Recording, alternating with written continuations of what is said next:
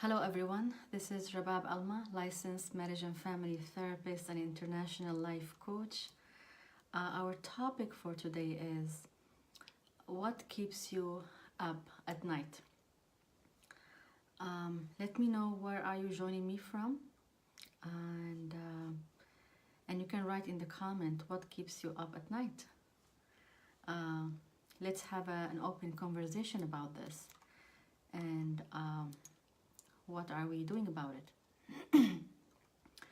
So again, those lives are meant for general info only. They are not meant for medical or therapeutic help.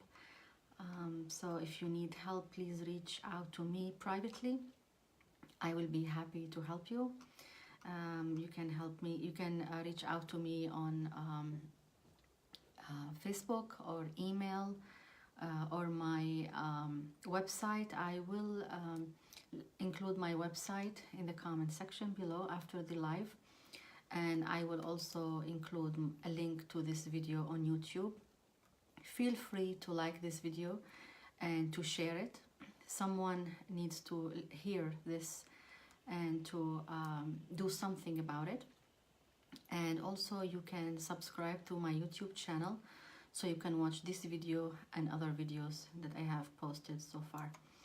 So again, I'm gonna share this live with my other pages. And our topic for today is what keeps you up at night. So there are so many reasons for people to stay up at night, and I have a couple of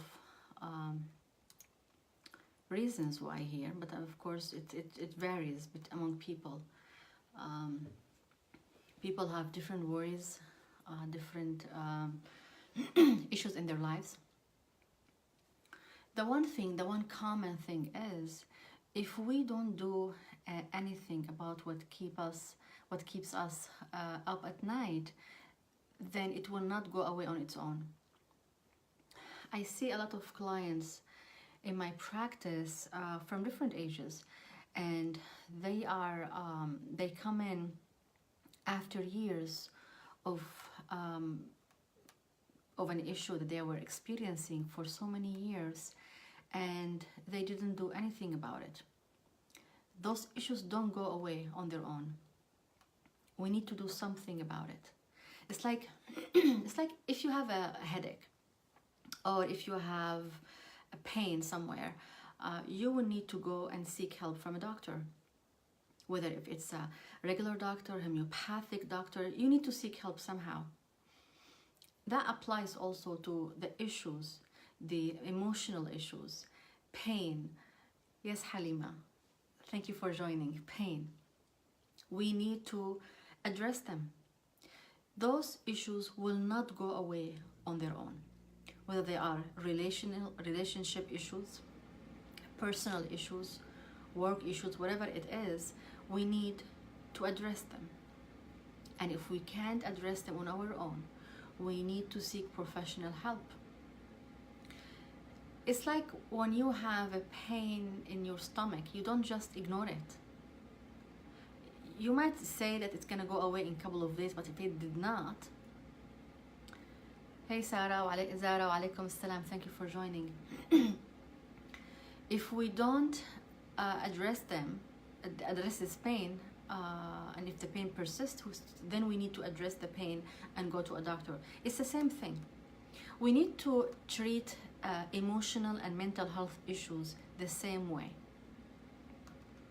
They are as important, if they are not more important, because sometimes a lot of our physical pain is because of our emotional pain. Like for instance, I have several clients that they went to emergency room because of what seems to be like a heart attack, and when they went to the ER, they told them there's nothing is wrong. It was a panic attack. So the panic attack, this stress and the pain they have been exhibiting for so many years, it manifested itself through a panic attack. The client thought it's a heart attack and they were rushed to the hospital, to ER, and they stayed overnight and wherever, all of these stats and EKGs and all of these exams, and they said, oh, no, you don't have a problem. No physical problem. For someone to reach that point, to have a panic attack, I wonder what they were going through all of this time, or this months or years maybe, and they were not addressing. So it is extremely important. It affects our health, physical health, mental health, emotions. It affects our relationships with the people we love the most. So if I have something really bothering me and it's occupying my thoughts and my feelings, I am unable to be present with the people I love the most, then I am losing these relationships. So we need to really actually put together what are the priorities in our lives. Our health, mental health, should be a priority. And I see a lot of people put that aside. They put everything first before mental health issues or support. But this can be detrimental. It can be serious. So some people, for instance, they're so exhausted, they go to bed, they can't sleep. They wake up in the morning tired to do it all over again. Some people will not share what they are going through. No one knows what's going on. It's like, I don't know if someone heard of this story. Like, I think back in September, we had a sister in West Virginia, or in Virginia, I believe, and it was a suicide, homicide case when she took her own life and her 2 sons. And no one saw that coming. Everyone was wondering, what did we miss? No one knew. She didn't tell anyone about the struggle that she was going through. It was a horrific incident. Horrific one. So when we ignore our mental health issues, what are we waiting for? Are we waiting for a miracle? Or what is it that we are really waiting for? Some people will say, oh, you need to pray, you need to read Quran, you need to read the Bible, you need to be more spiritual. That's fine, this is important. You know, when you break your arm, you ask for prayers, you know? You do the same, you ask for prayers from people, but you go to a doctor to seek help. It's the same thing. Why can't we look at these issues in a similar manner? Prayers, Muslims call it dua, are important. They are important, but they are part of the solution. We need to look at the issues holistically. So some of the issues, and I put this here, a couple of notes for myself to share with you. Some people will have, Nasir, thank you for joining, alaikum salam. Guilt. People have been going, Halima says, I totally agree with you. I personally feel once I am good emotionally, I can handle any physical hardship. Thank you for sharing. Yeah, that's absolutely true. Adil, alaikum salam, thank you for joining. Yeah, because when we are grounded, we are feeling that peace inside of us, we are able actually to face any hardship. Most hardships, because we know that we can handle it, we know we got it, we are in control. That's important. It's like Sahar is watching. Thank you for watching, Sahar. It's important when the internal front is solid, then we can face any external front. But we need to take care of that inside of us. If we don't, then who does? Who will? Who would? Khalid is joining us. Thank you, Khalid, for joining. So let's list some of examples on why people stay up at night. Guilt. Number one, guilt. Whatever that guilt is about, either a relationship, either about your work, a guilt that you you did something wrong, or maybe it's an old guilt that you have been carrying since your childhood, that you are never good enough, or I never do stuff completely or perfectly, or I have been always told that I am that child who did not, I will not do something good in my life, and I always have that guilt in my mind. So there are various kind of guilt that either it's from current situations, or that guilt from from childhood or teenage years or whatever it is. So you need to look through it and see what's going on. Where is this guilt coming from? If this is keeping you up at night, there is an issue. There is a serious issue that you need really to address. You know, no one should suffer alone. It just, and I know that I said that repeatedly, it pains me so much when people suffer alone.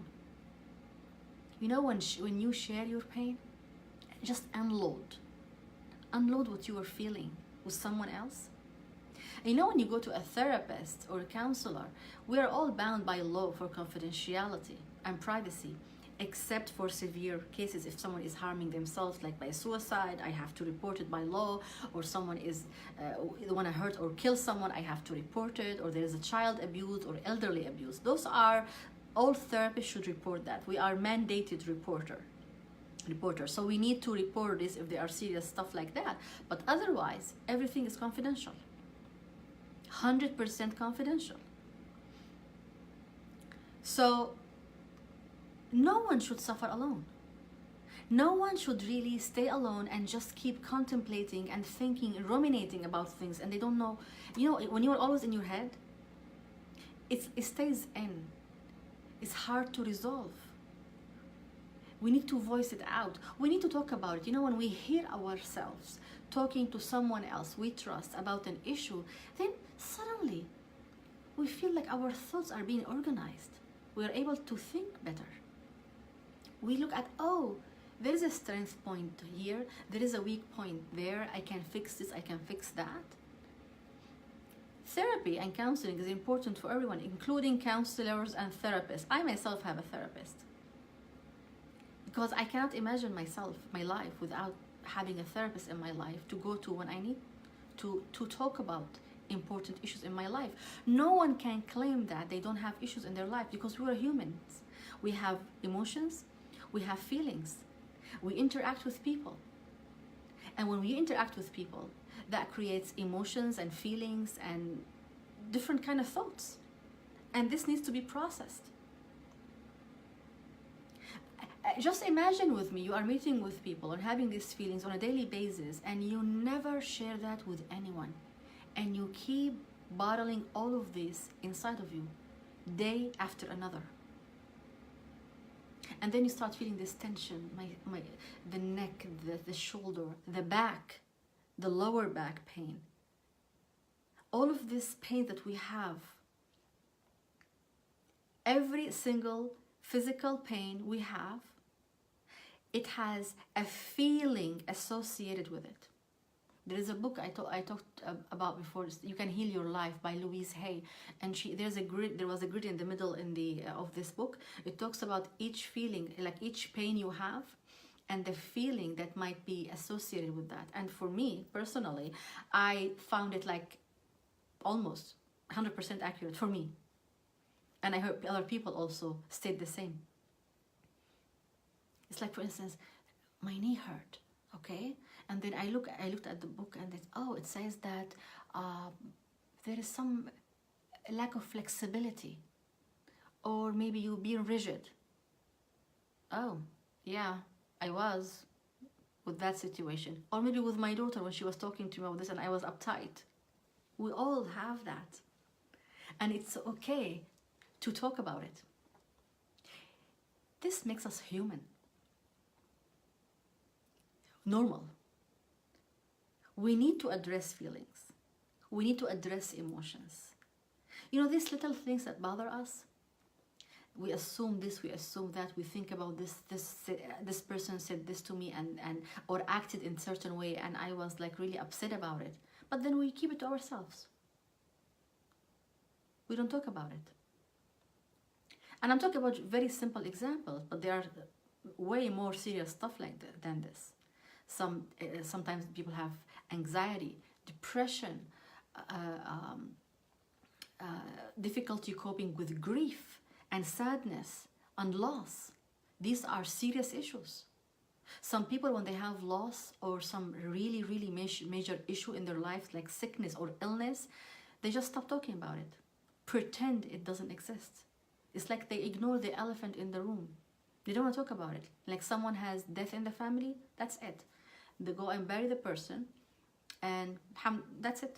We're good. We don't want to talk about it. We don't want to remember. And each family member has this feeling of pain and grief, and they never voice it out. Feelings are energy, and energy don't go away. You're keeping all of this inside of you, and you're suffering alone. You shouldn't be suffering alone. Absolutely not. Disappointments, another reason I have here on infidelity or disappointments. Infidelity can be between partners, husband and wife, but I mean between in friendships. You hear a lot about, I was disappointed, I was let down. Sadia is watching. Thank you, Sadia, for watching. So all of these feelings, we need to have someone in our life to talk to. It's like, and I want to share this. I consider myself lucky and very fortunate that I have a friend of mine that we talked with each other, we share our feelings with each other, and whatever happens, we have this system, support system. So we share our feelings, what's happening, and it transformed my life. I think it's extremely important to reach out, to be able to reach out, to be able to talk and to express how we feel.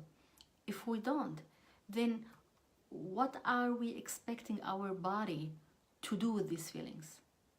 That's how we manifest these feelings, through pain and illnesses and diseases.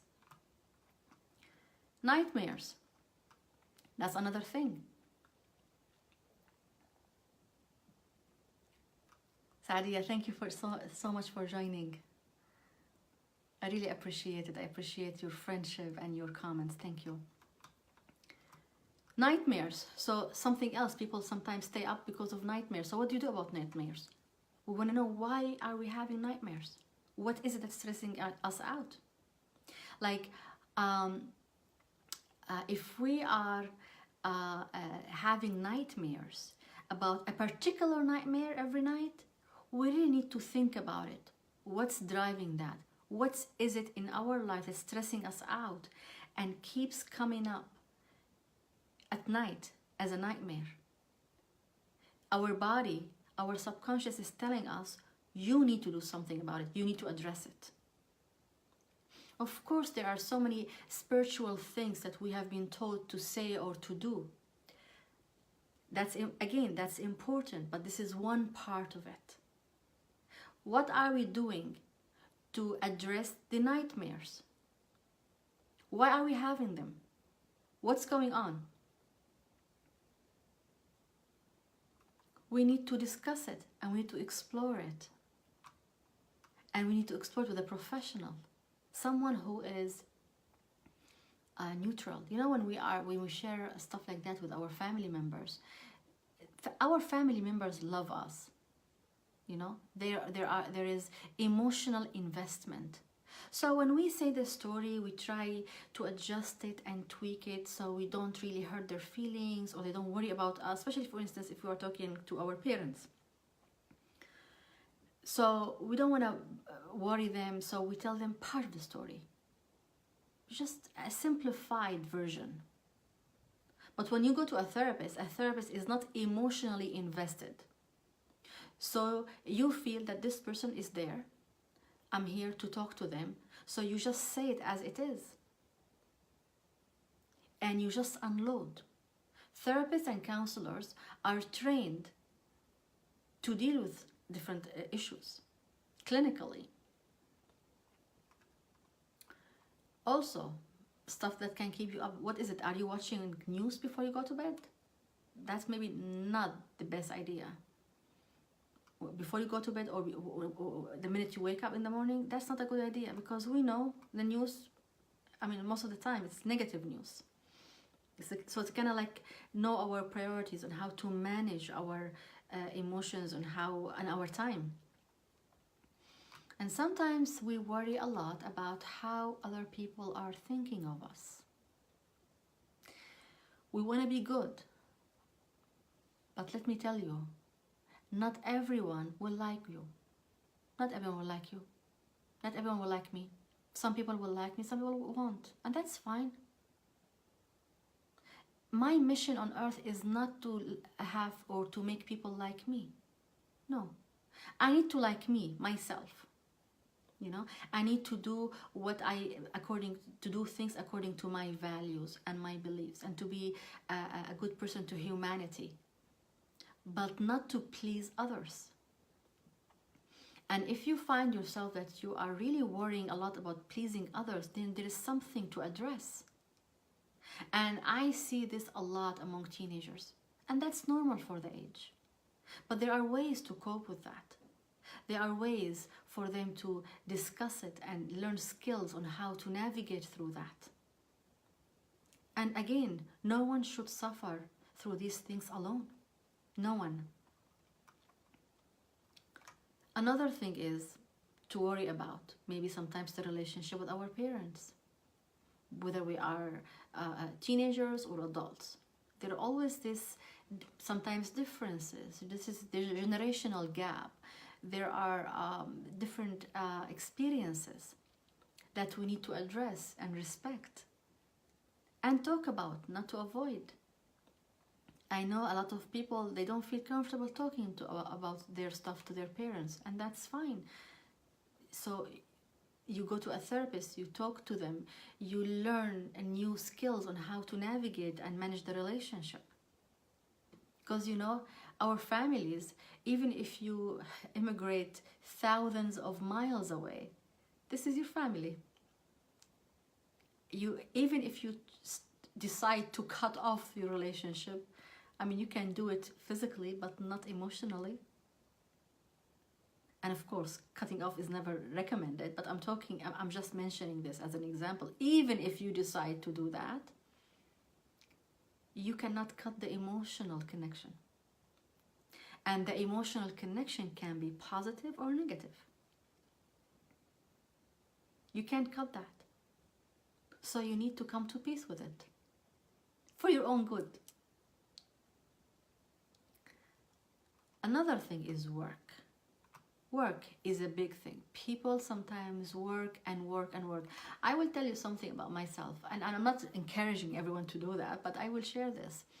I myself used to work in corporate and pharmaceutical industry and healthcare sector for years. And I liked being in corporate, and I was successful in it, but I had sometimes problems. Sometimes there were issues. There was a lot of stress, and it just did not work for me that I need to work every day from 9 to 5 or from 8 to 4. I just did not like the commute. I didn't like the amount of hours that I need to dedicate. And then the higher you get in the ladder, when you become a manager, or you are managing people, then you need to work more than 8 hours. And that was not the best choice for me. And I decided to leave that. Because I found my passion to be a therapist. And I decided to pursue my passion. I think it's important for us to look why we are staying up at night. What's bothering us? What's really causing pain? And sometimes this is a sign of making a drastic change in your life. Whatever that is. Are there a problem in your relationship? So you need to address it. People sometimes stay in a relationship for decades, thinking that the problems will just go away. We're gonna be happy in a couple of years, but how? We don't know. Nothing happens on its own. If we need something to succeed, we need to put the effort and the energy and the time. And if we are in a relationship where both people are not ready to invest at the same level, at the same time, then there is an issue to be addressed. What is it that's stressing you out, keeping you up at night, and why you are not addressing it? Why not? What's keeping you from addressing it? Is it fear? Is it guilt? Is it procrastination? Is it your belief system? Is it about your self-worth? It's something, and it needs to be addressed. But something I will assure you of, things and problems and issues will not go away on their own. They will not. That's for sure. People sometimes travel, like they leave countries, leave continents. Like for instance, I will talk about myself also, because I think it's safest to talk about myself than bringing my clients' stories, even if it's anonymous. I like to keep confidentiality. So I immigrated from the Middle East 21 years ago. But after I came to the US, I realized that there were issues that's still bothering me, even though I left and I crossed the ocean thousands of miles away. I'm still ruminating about issues. It was still bothering me. I didn't know what to do about it, and that's what drove me to psychology, actually. That's why I studied psychology. I want to understand what's going on with me, why I'm still doing what I'm doing or thinking about what I'm thinking about when I just left the situation. What's going on? We carry these issues inside of us. They don't go away.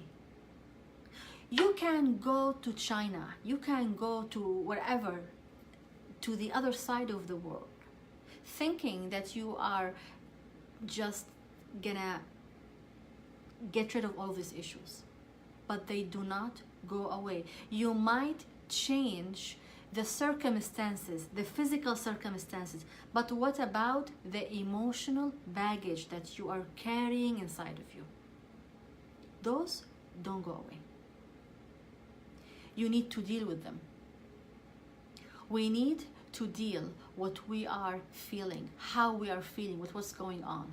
Casey, thank you for joining me. Khalid, thank you for your comment. I appreciate it. Yes, so if we don't deal with what's happening inside of us, then we will carry that with us everywhere. We can distract ourselves. People distract themselves with so many things, by traveling, working, drinking, whatever that is. They can do so, but they are distracting themselves. So when we distract ourselves with something, it will be just like a band-aid for like a couple of hours, couple of days, couple of weeks, but the issue is still there. So if we don't deal with that, it will exacerbate. It will increase. Guess if you have something, a cut in your hand and it's not healing, if you don't get medical attention, it will get worse. If you cover it with Band-Aid without dealing with it, then you're just covering it. But whatever is happening inside, it's gonna stay and it's gonna get worse. If you break your arm and if you don't go to a doctor, it will heal, but it will heal like in a wrong way and it will be painful. So in every issue that we are encountering in our lives, we need to work on it, to resolve it, to manage it, to deal with it, to learn new skills in order to address it. If it's a relationship, we need to go to someone to discuss the issues freely in a transparent way. We cannot just keep hitting around the bush or pretending it does not exist. We're just fooling ourselves. The problem is, what's really sad, when people come to therapy too late. Some people come like 20 years later, 20, 30 years later, in a marriage or a relationship, because issues were not addressed. And they were living in misery for 5, 10, 15, 20 years. And those are real examples. I'm not just saying, real examples. People carrying pain for a very long time, alone. Thinking that it's only their pain and they cannot share it. So going to a therapist or a counselor, not only because people have like really serious mental health issues. No. People go to therapists because various reasons: pain, illness, grief, loss, so many reasons, even work counseling, like coaching around work. Some people have like issues with dealing with people at work, not at home, or they think so. And then when you go deeper, then you realize there is a pattern, or there is something that you need to tweak or change or adjust or deal with it differently or think about it differently.